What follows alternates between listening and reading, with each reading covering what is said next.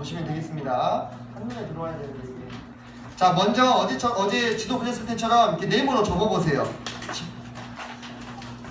이렇게 절반 접으시고 가로로 또 세로로 한번 접으시기 바랍니다.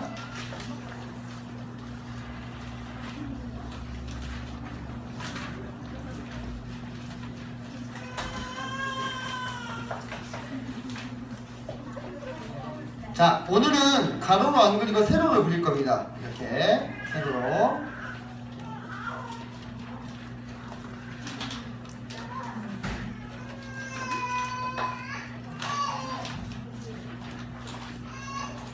자, 가운데 여기 십자선이 보이시죠? 십자선에 꼭 표시 안 하셔도 돼요. 제가 그냥 보기 좋으시라고 표시해 놓은 거예요.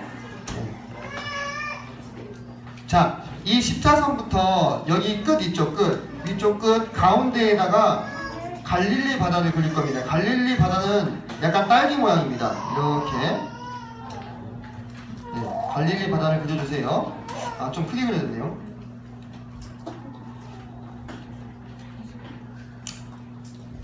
자, 그리고 이 십자선부터 이 아래쪽 있죠? 아래쪽. 자, 아래쪽까지 이 길이의 절반까지 사해바다를 그려주시면 됩니다. 사해바다 이렇게. 원래 땅이 이렇게 나와 있는데 그냥 기억하기 좋게 이렇게 그리시게요. 갈릴리 바다가 너무 크게 그려졌네요. 이렇게 조금 더 줄이겠습니다. 제가 좀 줄이겠습니다.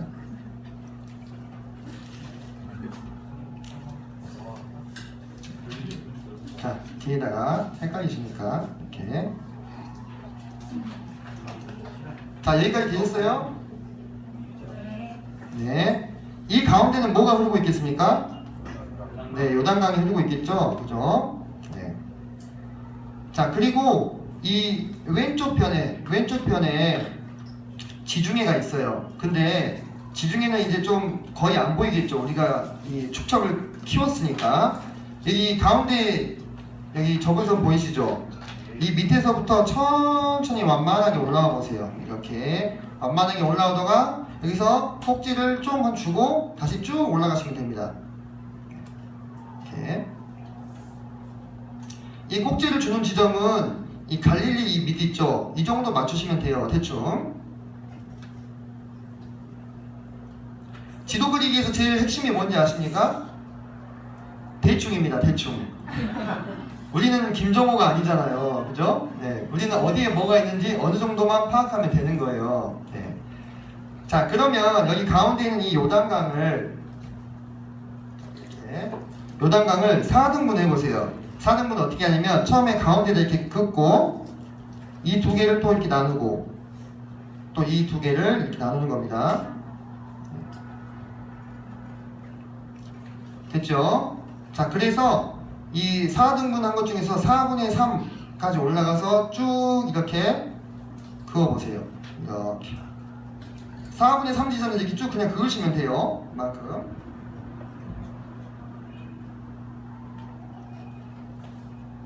이제 여기가 누군가 지파의 영토가 되겠죠. 그리고 여기 사해바다 아까 그리셨죠. 이걸 또 절반으로 나눠보세요. 절반 나누셔서 점점점 이 점도 좀 안 하셔도 돼요. 여기 있죠. 여기 절반 이렇게 이으세요.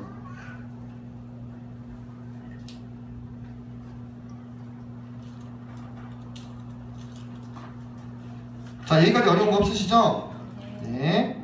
자, 그 다음에 다시 이 북쪽으로 가서 여기 갈릴리 바다 끝 있죠? 끝에부터 이 종이 끝 이 사이에 동그라미를 하나 그리세요. 이렇게.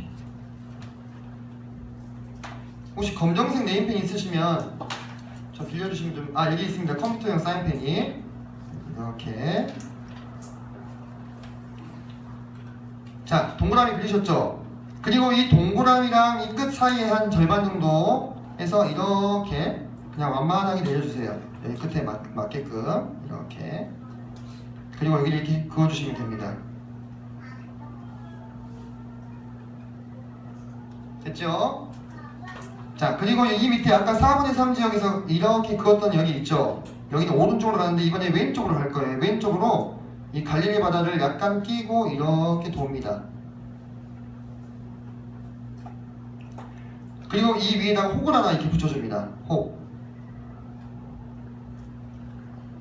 그리고 여기서 이 혹 위에서 이렇게 붙여주시면 됩니다.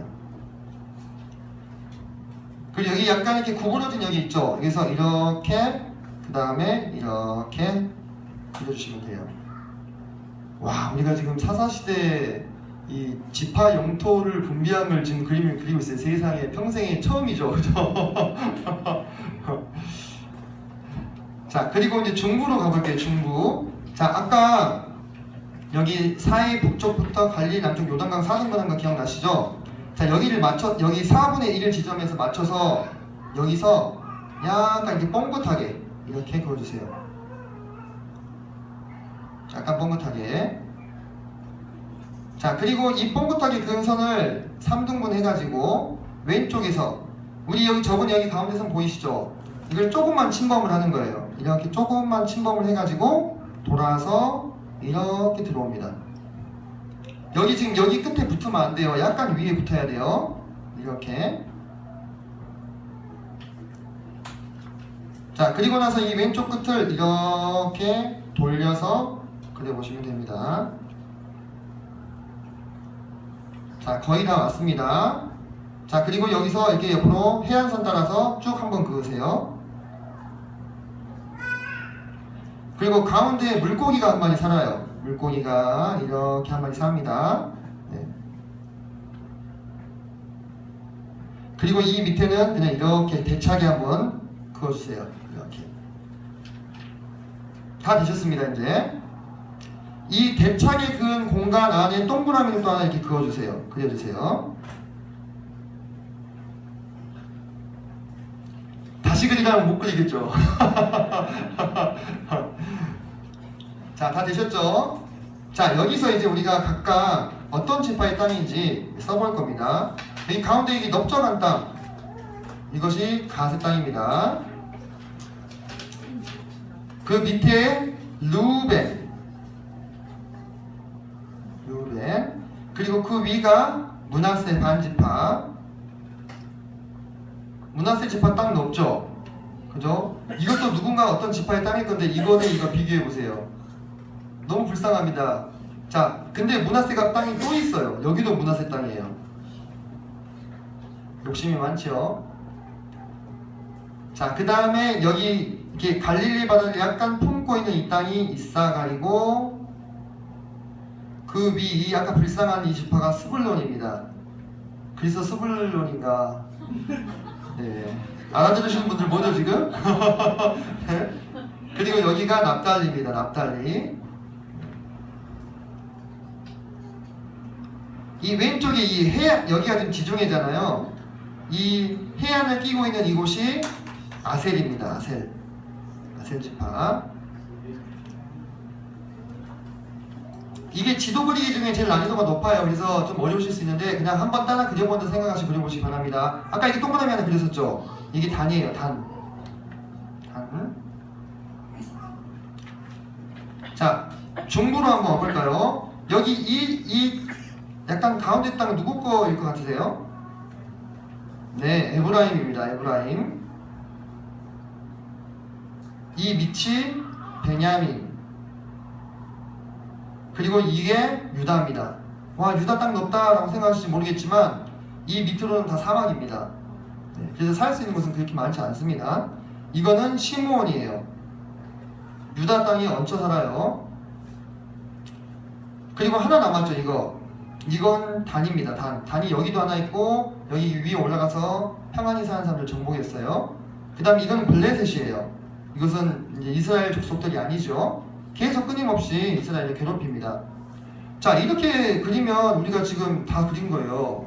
이게 아주 어렵지는 않죠? 죄송합니다. 자, 근데 여기까지만 그리면요 크게 의미가 없고 우리가 주요한 그 도시들을 한번 써볼게요. 한번 따라 써본다 생각하시고 써보세요. 자, 항상 지명은 파란색으로 쓰면 좋습니다. 여러분들 그 삼색 볼펜 있으시죠? 네. 자, 먼저 자, 시계 반대 방향으로 갈 건데 도피섬을 먼저 그릴 거예요. 부득이하게 과실치사로 사람을 맞나요? 네. 죽였던 경우에는 도망을 치는 도피성을 해주셨는데 르우벤의 베셀이라는 도피성을 주셨습니다. 도피성을 따로 이렇게 네모를 쳐주시면 좋겠습니다. 그리고 갓지파의 이쯤 길르앗 라못이라는 도피성을 주셨어요. 자, 그 다음에 여기가 지금 곤란구원이에요. 가끔 우리 세계 뉴스에도 나오죠. 곤란구원, 분쟁이 많이 일어나는 이쯤에 곤란이 있습니다. 도시 이름이 곤란입니다. 참 곤란한 도시죠. 싸움이 많이 일어나가지고. 저도 아재라. 그리고 여기가 단 땅이라고 했잖아요. 여기가 단이에요. 단. 가운데 단이라는 도시가 있어요. 네. 아, 여기는 제가 이따 했어야 되는데 이건 일단 무시하시고 넘어가겠습니다. 일단 지금은 네, 도피성만 하고 있어요. 그 다음에 여기에 납달리 땅에 게데스라고 하는 곳이 있습니다. 게데스. 자, 그리고 므낫세 땅에 여기에 세겜이라는 곳이 있어요. 세겜은 많이 들어보셨죠? 세겜. 여기도 도피성이었어요. 그리고 유다 땅에 이쯤에서 헤브론이 있었습니다. 헤브론. 자, 도피성의 위치를 한번 봐보세요. 어때요? 이스라엘 백성들이 사는 땅이 골고루 나뉘어져 있지요. 그래서 어디에서 살인사건이 일어나도 피해를 보지 않고 도망갈 수 있도록 일부러 죽인 경우에는 무조건 사형이지만 실수로 이렇게 됐을 때는 도망을 갈 수 있도록 도피성이 배치가 되어 있습니다. 그리고 각 지파의 주요한 도시를 몇 개 정도는 좀 알고 있어야 될 필요가 있습니다. 단에 보시면 욥바라는 곳이 있어요. 욥바가 단 거예요. 욥바는 들어보셨죠? 신약성경에도 많이 나옵니다. 그죠? 그 다음에 에브라임의 주요 지파를 그릴 때는 정삼각형을 생각하세요. 정삼각형 여기 이렇게 그리세요. 그냥 이 여리고 맞은편에. 자, 정삼각형을 그리시고 오른쪽은 길갈. 아까 할례 받았던 곳 기억나시죠? 왼쪽은 베델. 네. 그 위는 실로입니다. 실로. 나중에 이 성막이 옮겨온 곳입니다. 자, 베냐민은 이등변 삼각형을 생각하세요. 이등변 삼각형. 이렇게 베냐민이라는 이름 쓰신 거 있죠, 가운데. 이걸 끼고 이렇게 그리시면 됩니다. 이등변 삼각형. 이 꼭지점 여기에 뭐가 있을까요? 네, 여기 여리고가 있습니다. 그러니까 아까 우리가 여기서 모압 평야에서 요단강 건너와서 여리고부터 길갈에서 할례하고 여리고 친 거예요, 그죠? 네. 그 다음에 이 위가 이등변 삼각형의 위쪽이 기브온입니다. 아까 기브온에서 가나안 남부 정복 전쟁 전투 일어난 거 기억나시죠? 그죠? 그리고 이 밑에가 뭘까요? 네, 예루살렘입니다. 예루살렘은 거의 베냐민과 유다의 경계선쯤 위치하고 있었습니다. 그래서 이 예루살렘을 바로 마주보고 뭐가 있냐면 베들레헴이 있어요. 베들레헴.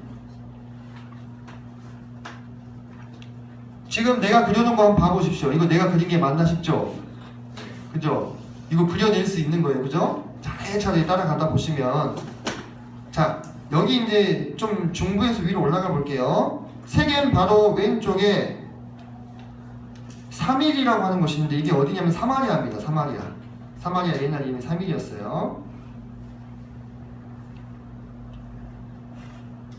자, 그 다음에 므낫세 여기 이렇게 굽어지는 데 보이시죠? 여기에 뭐가 있냐면 므낫세인데 무깃도가 있어요. 무깃도. 이 무깃도는 장래에 최후의 전쟁이 일어나기로 예정되어 있는 곳이죠. 그죠? 그래서 하르 무깃도 이렇게 부릅니다. 무깃도의 언덕. 하르 무깃도가 헬라어로 바뀌면서 하르마게돈. 우리나라 말로 아마게돈으로 음역이 된 거예요. 자, 이 무깃도에서 왼쪽 위로 여기에 갈멜산이 있습니다. 엘리야가 선지자들 죽인 곳이죠. 그리고 왼쪽으로 이스라엘 평화가 있습니다. 이스라엘. 여기는 둔각 삼각형을 생각하시면 됩니다. 여기 둔각. 그래서 갈멜, 산, 무깃도, 이스라엘. 거의 다 끝났습니다. 정신이 아득해지시죠? 네, 정신 좀 잡으셔야 됩니다 지금. 자, 그리고 이 아셀지파 땅에 뭐가 있냐면 여기 두로가 있습니다. 두로. 이 해안선의 한 절반쯤에. 그리고 올라가면 여기에 시돈이 있습니다. 시돈. 다 그랬습니다. 한번 보시고 한번 감탄 한번 해보십시오. 세상에 이걸 내가 그렸다니 하면서. 네. 이 사사들의 사사 시대의 지파별 영토 분배 지도를요 한 서너 번 정도 더 그려보시기 바랍니다. 개인적으로 시간 있으실 때. 그러면요 이제 사사기를 그릴 때 어디가 어딘지가 감이 와요. 어느 정도는 감이 옵니다. 그러면서 머릿속으로 이걸 그려본 지도를 떠올리면서 이 말씀을 읽으실 수가 있습니다. 그래서 한 번 정도는 그려보는 게 도움이 되실 겁니다. 자, 여기까지 지도 읽기 마치겠습니다.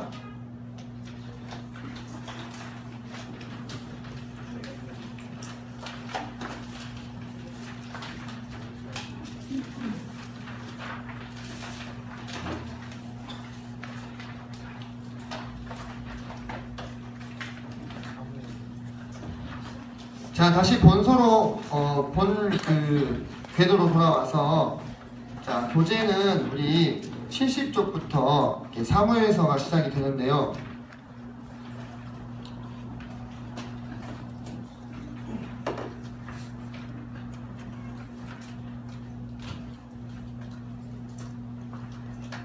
제가 어제도 우리 연대별로 성서기관 이렇게 성경 펼쳐서 배치해 보면서 사무엘 상하 합쳐서 사무엘서는 크게 3명의 인물로 압축할 수 있다 이렇게 말씀을 드렸습니다. 누구라고 했었죠?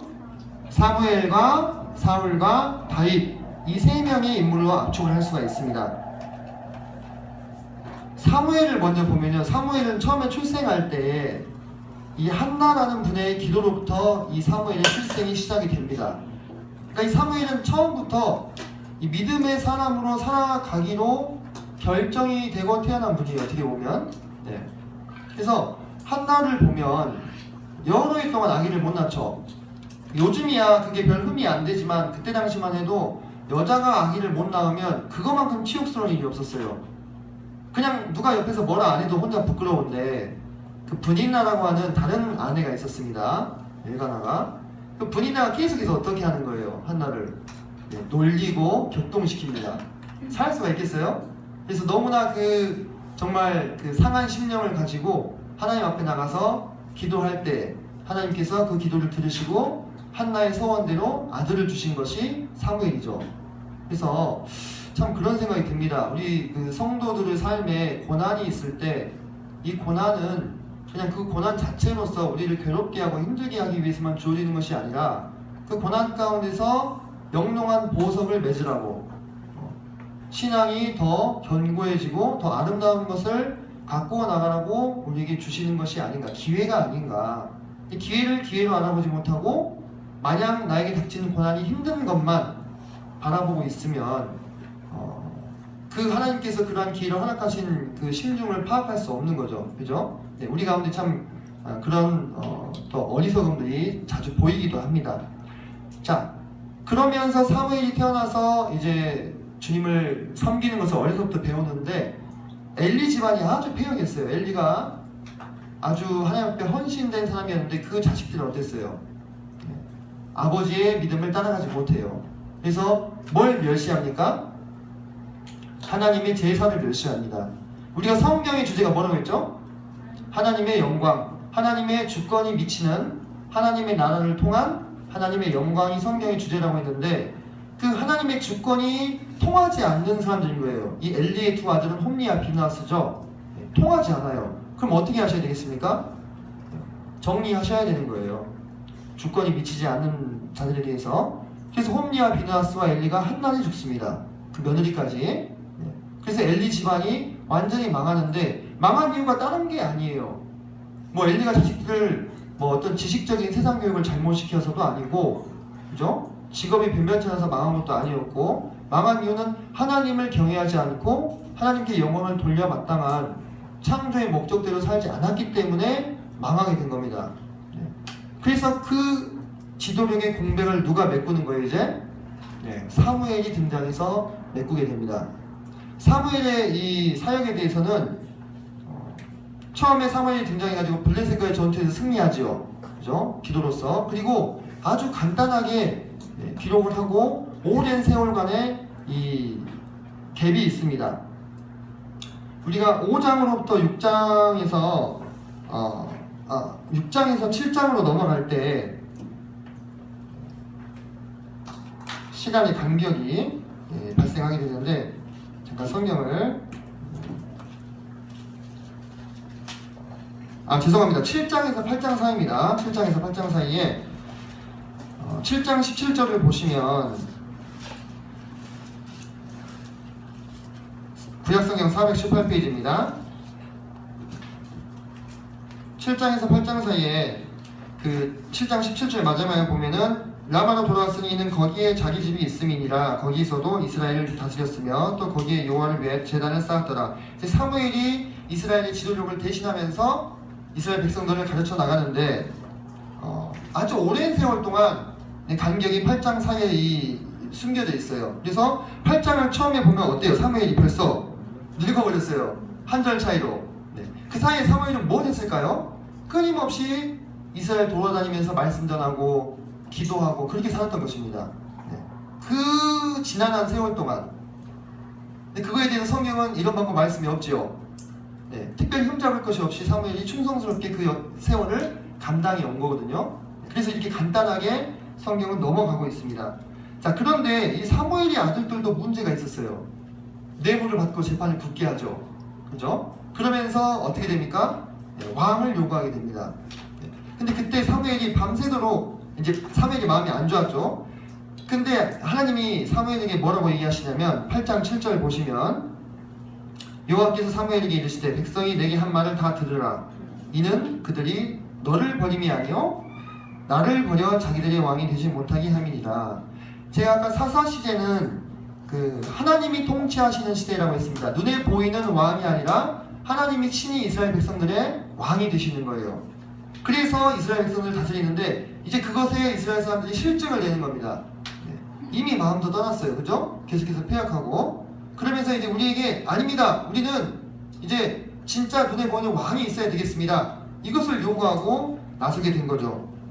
자, 그래서 사무엘이 그들에게 준 왕이 누굽니까? 사울이에요. 사울.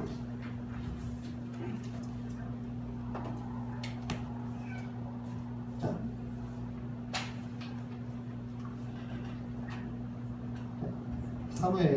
사무엘서 크게 세 개로 구분할 수 있다고 했죠. 자, 사무엘과 사울과 다윗으로. 이 사무엘의 아들들의 폐역으로 인해서 주어진 왕이 사울인데 사울은 아주 키가 컸습니다. 딱 누가 보기에도 기골이 장대하고 얼굴이 이스라엘 사람들 중에서 제일로 잘생겼다 이렇게 나옵니다. 근데 이 외모가 어떤 외모냐면 남자들이 생각했을 때 잘생겼다고 생각하는 외모예요. 왕의 기운을 타고 태어난 최민수 같은. 그에 비해서 다윗은 어느 나라 치면은 송중기 같은 느낌이에요. 꽃미남. 근데 꽃미남은 옛날에는 이 무시를 당했어요. 여자같이 생겼다고. 왜냐면 그 시대에는 싸움 잘하는 남자가 최고예요. 왜? 싸움 잘해가지고 우리 가족을 지키고 우리 나라를 지킬 수 있어야 되거든요. 그래야 왕을 하는 겁니다. 그래서 사울을 처음에 왕으로 세웠습니다. 초대 왕으로. 누가 보기에도 이 사람은 왕이다. 하지만 처음에 사울을 무시하는 사람도 있었어요. 근데 이 사울이 승리를 점점 거두죠. 그러면서 누구나 다 인정하는 왕의 자리에 오르게 된 겁니다.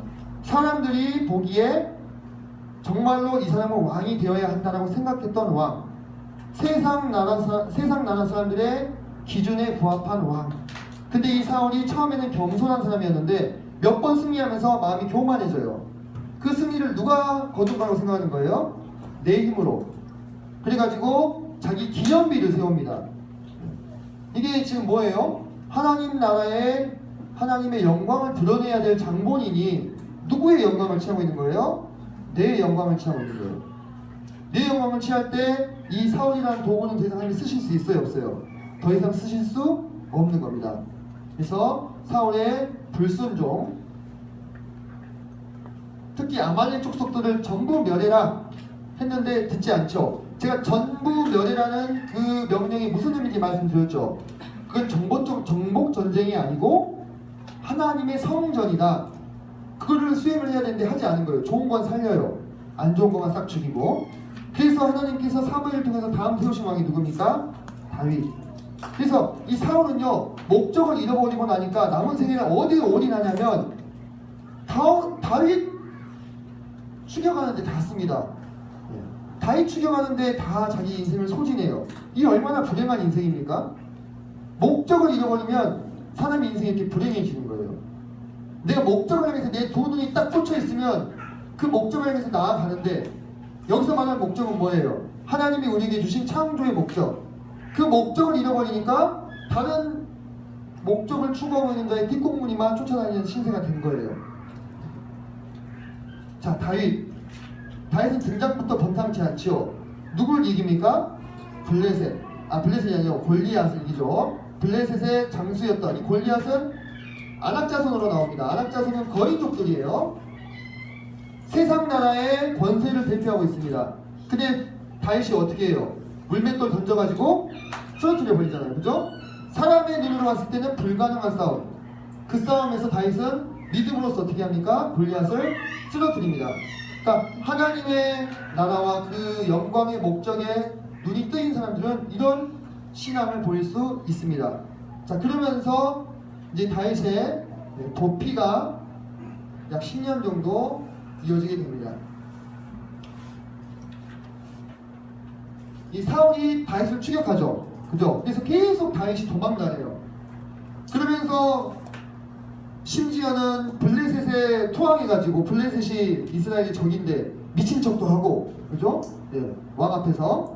그리고 막 산이 이렇게 있으면 사울이 여기로 왔어요. 그러면 다윗이 여기서 여기 도망가는 거예요. 또 여기로 쫓아가고 여기로 이렇게 도망가고, 이런 급박한 상황들, 거의 막 잡힐 것 같은. 다윗은 사울한테 잡히면 저항할 수 없어요.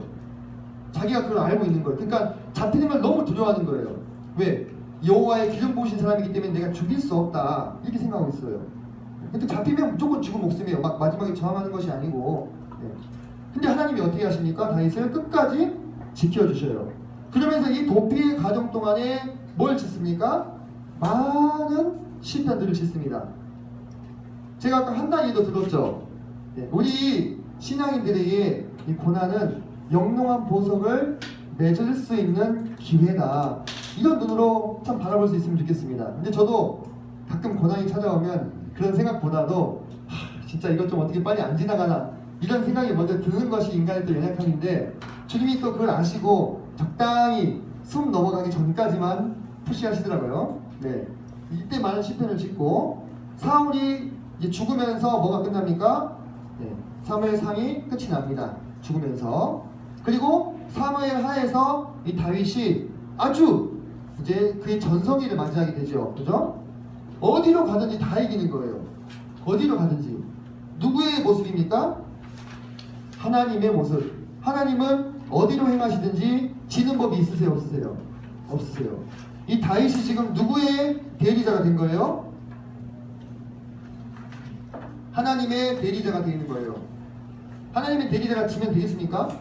북쪽, 남쪽, 동쪽, 서쪽 어디로 가든지 다 이기게 하시는 거예요. 하나님께서 다윗을 하여금. 그래서 하나님이 비로소 내 마음에 합한 자를 만났다. 내가 이를 통하여 내 뜻을 다 이루리라. 이렇게 얘기를 하십니다.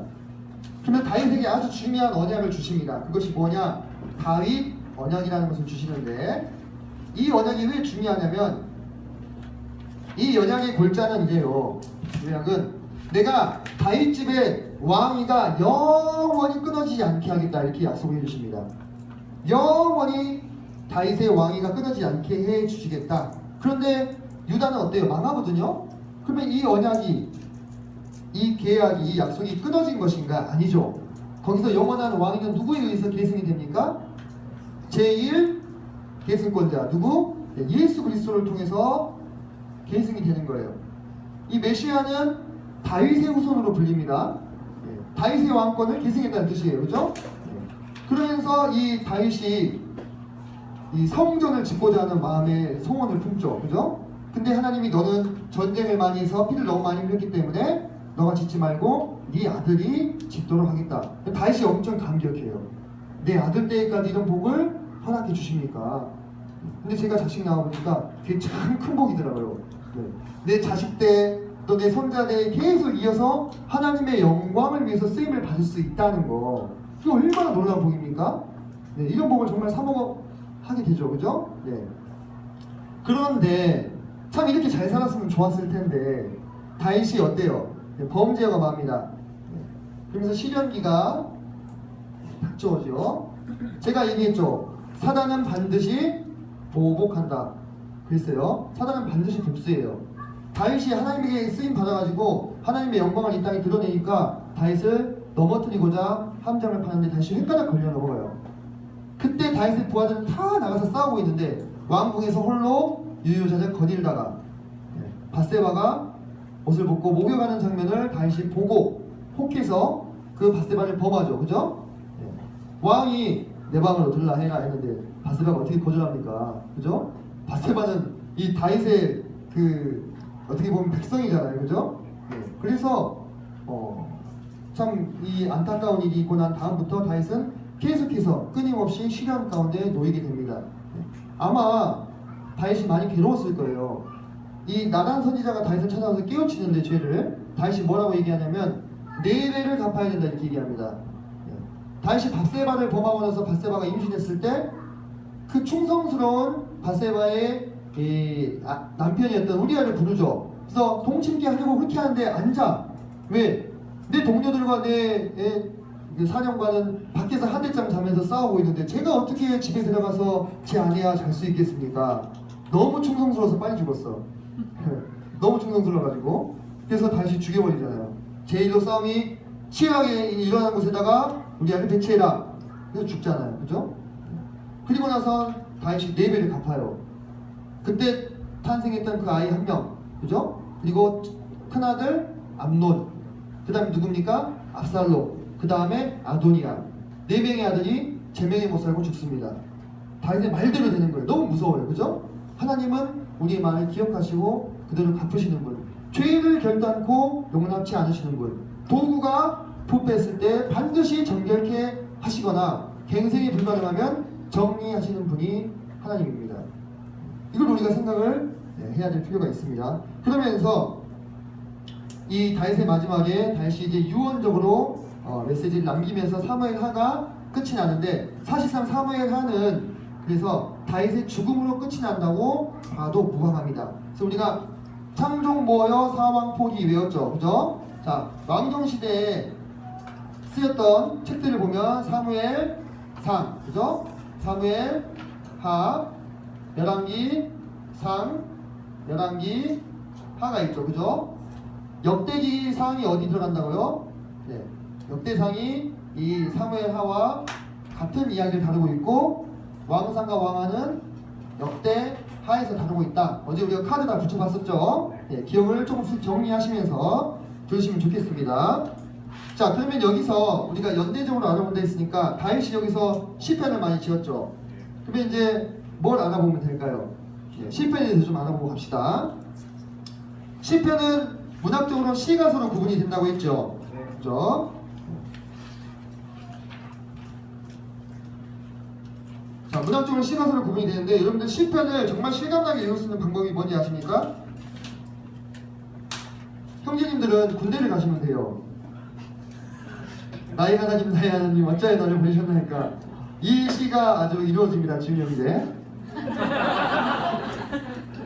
네, 꼭 시편 가지고 가세요. 자매님들은 어떻게 하면 실감나게 읽을 수 있을까요? 내 얘기를 나오면 돼요. 내가 내 모든 뼈를 셀 수 있나이다. 네, 이 시구가 이해가 되는 거예요. 그때 시편을 읽게 되면. 그래서 우리 윌리엄 맥도널드 형제님 아시죠? 네, 아주 유명한 교사 형제님이 내가 무인도에 갇혀야 되는데 성경을 한 권만 택할 수 있다면 시편을 가지고 가겠다 이렇게 얘기를 하셨어요. 그만큼 시편은 우리 성도들이 겪는 많은 그 희노애락, 우리 성도들이 겪는 이런 감정들이 응축되어 있는 그러한 작품입니다. 그래서 그런데 다양한 저자들이 있죠. 다양한 저자들이 하나님을 경험하고 느끼면서 그것들을 시로 풀어내는데 그런데 항상 도달하는 결론은 같아요. 하나님께 영광을 돌리고 하나님을 찬양하는, 하나님의 주권 되심이 회복된 사람들의 반응을 보여주는 책이 바로 이 시편입니다. 자, 특이할 만한 사항으로 이 시편은 시편송에는 하나님의 성품과 속성이 아주 풍성하게 드러나고 있습니다. 그분의 의로우심과 사랑과 은혜와 자비가 풍성하게 드러납니다. 또 그분의 속성들, 창조자이시며 영원 무한하시며 불변하시며 거룩하신 그분의 성품이 풍성하게 드러나 있습니다. 시편을 하루에 5장씩 읽으면 우리가 한 달이면 150편을 다 읽을 수가 있어요. 119편이 좀 위기예요. 119편은 거의 한 3일치 되거든요. 그러니까 119편 읽는 날은 따로 하나 정해두시고, 나머지 시편들은 5장씩 읽으시면 한 달이면 한 번 읽으실 수가 있습니다. 그래서 시편 5장, 잠언 1장 이렇게 기본적으로 집밥 드시듯이 먹으면 좋습니다.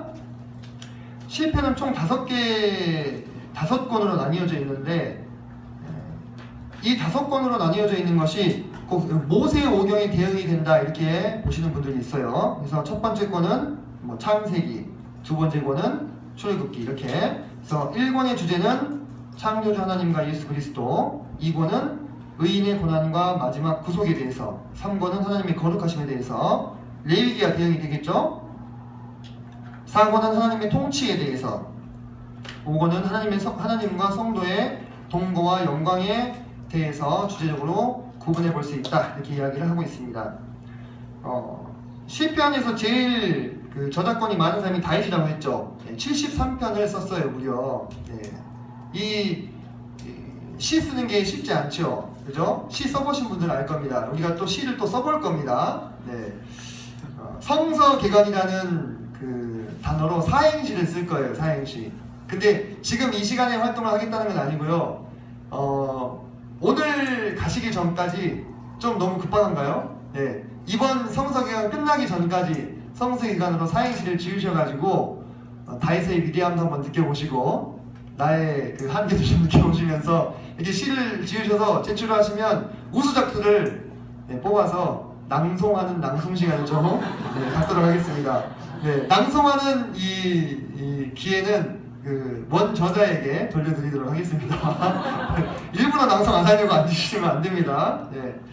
자, 그리고 다윗이 다윗 때에 찬양대를 이렇게 조직을 하는데, 거기서 왼편과 오른편과 가운데 찬양대장을 맡은 사람들이 바로 이제 헤만과 아삽과 에다니. 아삽은 한 번씩 들어보셨죠? 그 사람들이 다 오늘날로 말하면 찬양팀 리더 출신들이에요. 그래서 하나님을 아름답게 찬양하는 시들을 많이 남겼지만, 또 그 속에 보면은 고난 가운데서 괴로워하면서 지은 시도 많이 있습니다. 그죠? 응답하시지 않는 하나님에 대해서, 그죠? 우리 시편이 다 아름답지만은 않더라 이거죠, 그죠?